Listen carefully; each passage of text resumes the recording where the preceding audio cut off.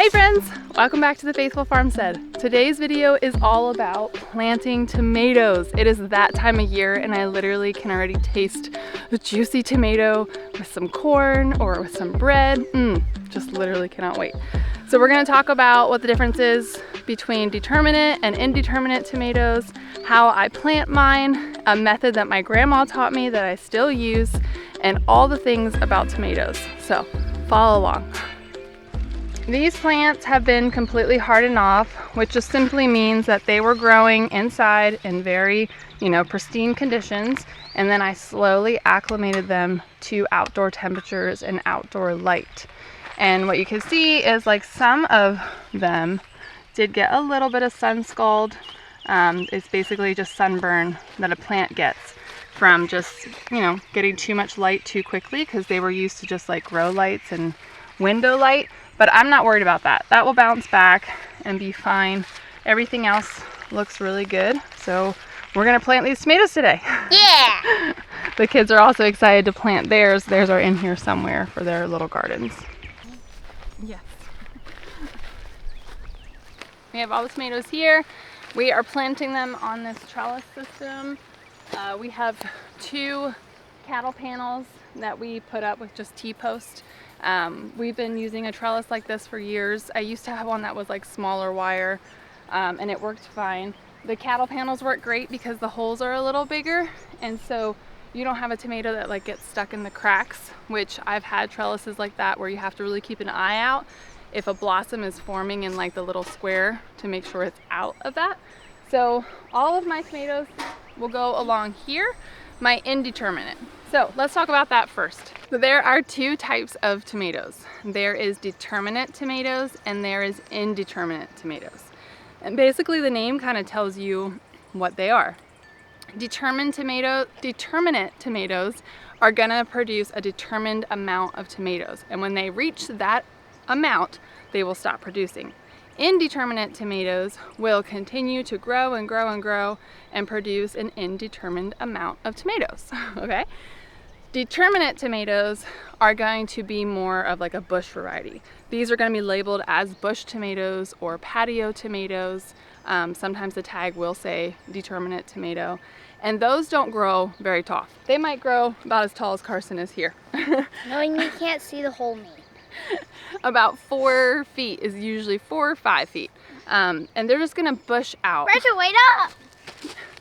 They're gonna bush out, and I don't prune those tomatoes because I don't want to take any tomatoes away from that plant. So typically I'll put them in like a tomato cage. Tomato cages actually do work for those tomatoes, but indeterminate tomatoes, tomato cages do not work for those. I've had indeterminate tomatoes grow to be 7-8 feet tall and produce well into like the first frost of the season. And so with those, because they're continually growing higher and higher and higher, I will prune off like bottom leaves and stuff like that to keep them healthy. Determinate tomatoes are really good if you're wanting to preserve like all at one time. If you're canning or freezing or whatever, you're gonna get all of your tomatoes in like a 2-week period, and it's gonna be a lot. Where indeterminate tomatoes, indeterminate. I will always want to say interdeterminate, and I've got ripped apart on the internet for that. But it's indeterminate, and my brain just wants to say the other thing.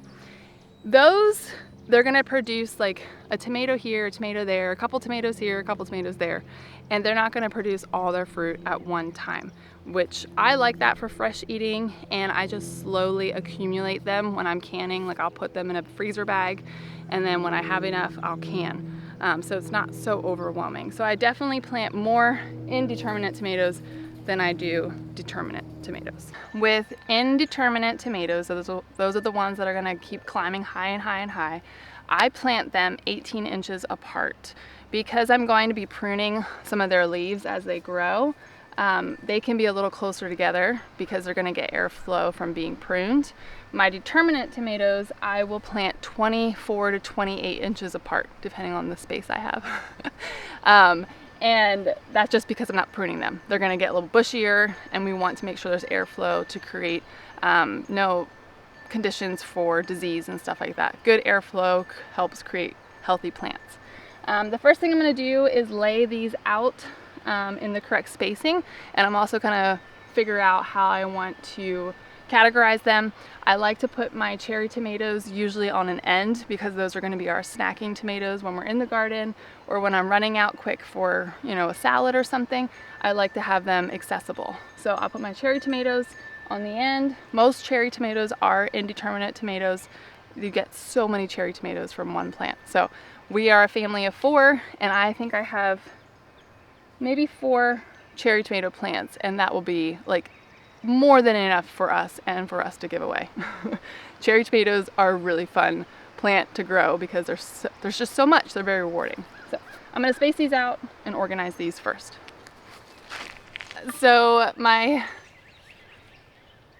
apparently you can't say that word on social media platforms because things can get demonetized and stuff. So we'll call it a garden tool, but y'all know what it is. And okay, so this is kind of worn. I need to probably redo this, but see if you can see kind of. I write my measurements on my garden tool. So I can just lay this down and measure, and I think, yeah, I did this years ago, but I even wrote down like peppers and cucumbers, 15 or 12 inches, let's say indeterminate tomatoes, 18, determinate tomatoes 24. So I have it like written out. So that's a fun little tip. I feel like it's something my grandma might have done, or I heard it from like an old timer gardener. And then one of my other favorite things is a hari knife. This has like measurements on it too, so you can see that. It's great because you can really cut into the soil and like mix in the compost in that way. And then just a regular garden trowel. Okay, look at those roots. That is why I bottom water, y'all. That is why I bottom water.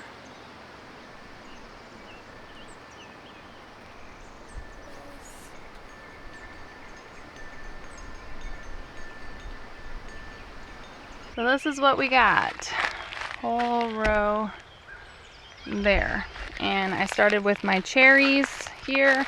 I did San Marzanos more on the side that gets like full sun like all day long, because they really don't mind the heat so much. And so we'll put them there.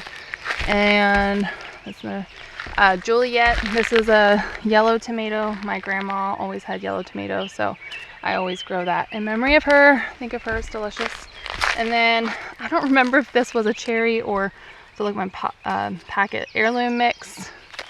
And then this is one of my favorites for canning, Italian Romo. They produce really well. A bunch of those. Watermelon is a huge beefsteak tomato that tastes so sweet that people make wine out of it. Why it's called watermelon. And then some random ones down here.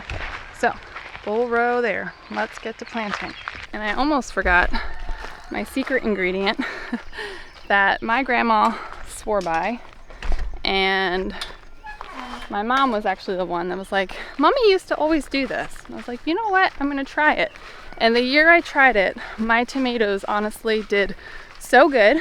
It's also a little bit of a controversy. I feel like in recent years when I have shared it on social media, people like to say all the things. But for me, this is something, one, I've seen the difference it does for my tomatoes. And two, it's like something my grandma did. So I'm just gonna keep doing it. But it's over here, I have to get it.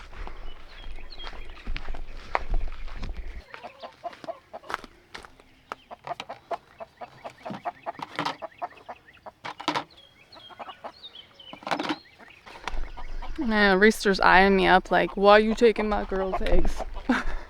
Okay, so got a little bit. We're averaging about 20-25 eggs a day right now. So I think I have 20 tomato plants in there. So I might have to go collect a little more. But anyway, so back to the egg.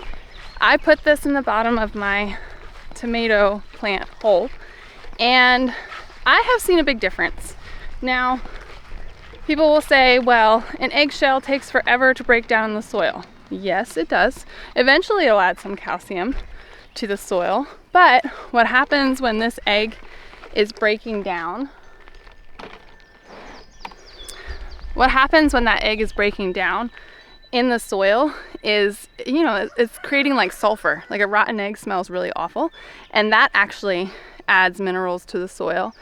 And I also add, I didn't have any bananas this year, so I might skip this part.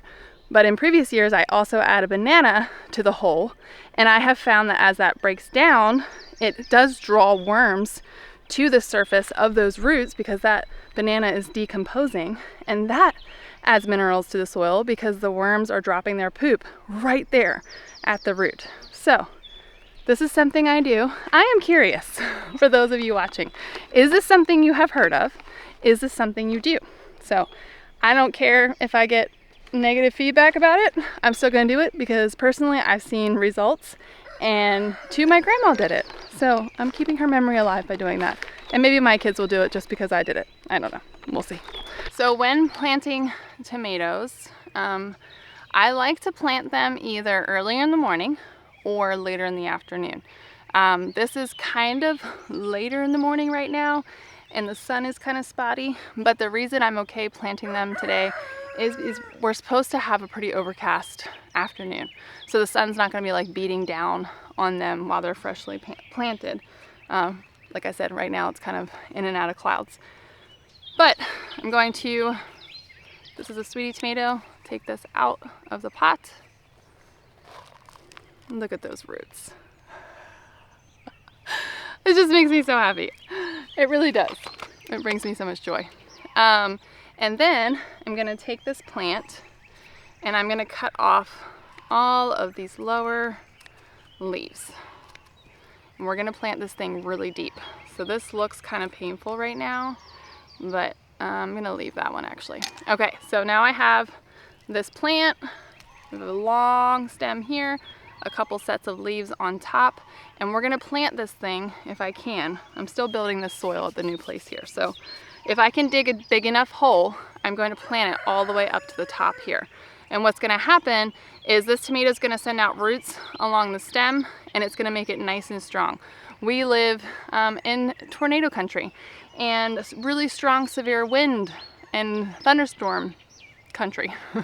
And so we get some pretty severe storms in the summer, and I need this thing to be strong. So the more roots that are in the soil to hold this thing up when the wind is blowing it and stuff, the better. So I'm gonna plant it. I can't really do it here because I'm still building my soil, but what I like to do is to lay the plant down like this, and that just, again, gets those roots to go straight down and really hold that plant in. But I think I'm gonna have to probably plant it like this. Okay, I can't go down as deep as I like. Normally I like to get like a big old shovel and just dig a deep hole. I do have videos, previous videos showing that process. So I'm gonna put the egg down here in the bottom, and I don't wanna crack that egg.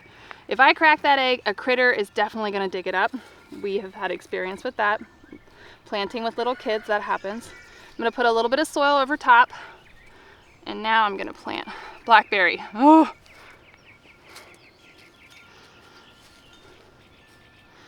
Go away! Okay, I'm not gonna be able to lay that thing down, so we're gonna just do this. So I didn't get to plant it as deep as I would like, but I'm gonna mound the soil up around here. We'll water that in real good. This is a mixture of the soil that was here and topsoil, and we put on mushroom compost. I didn't get to plant that as deep as I would like to. Normally I would like to get like a big regular shovel and dig like a huge hole, really loosen it up around there. But we're just still building this garden here. If you want to see how I've done that in previous years at our old property, I do have videos. We can leave them in a link, and it shows the process of me like shoveling it, putting a banana in there, putting an egg in there. I think I've even, in that video, I use Epsom salts, which I will water Epsom salts with these tomatoes throughout the season. That just helps it pull up nutrients from the soil for the plants. But I didn't have that on hand today, and I honestly didn't feel like buying anything else. So we're just doing it this way this year. And even if you do none of those things and just put the tomato in the ground, your tomato will grow great. okay? It'll grow. You don't need eggs, you don't need all these things. Just if you have good soil, your tomato plant will grow. So let's plant the rest of these. I might need my kids to get my cat because she does not let me plant.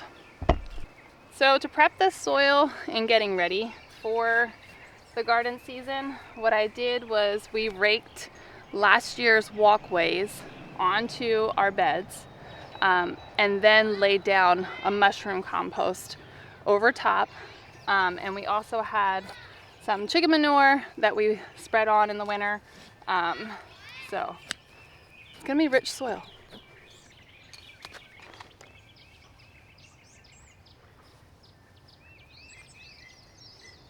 Guys, look at those roots. Okay, so I bottom water. If you saw my trays, they sit in like a tray that I put water in from the bottom, and it just creates the most beautiful roots.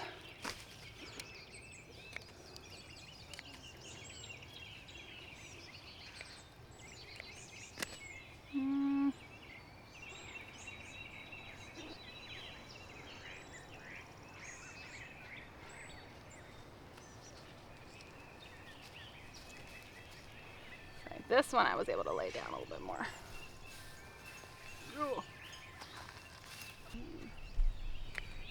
You just want to at least keep one set of leaves there so that way it photosynthesizes good. But this bottom one, okay. Nope, go. This bottom one I'm going to take too because it's touching the soil.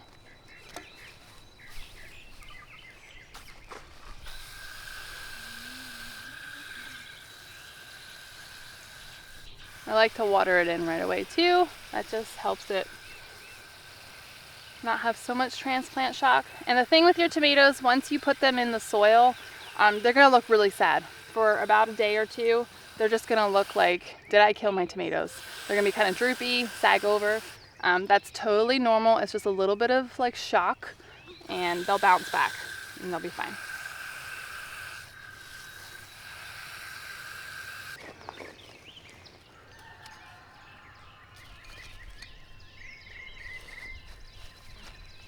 Now all the tomatoes are planted. You can see I got most of them pretty deep. Aside from that first one, I just could not get a very deep hole. But everything else got nice and deep, and so they'll perk back up and send off new growth here really quickly. And then tomatoes are planted for the 2025 season. So make sure to follow along. We're gonna be sharing as we plant things and as animals come in. So hit that subscribe button and let me know what you're most excited about planting this year. Can't wait to hear about it.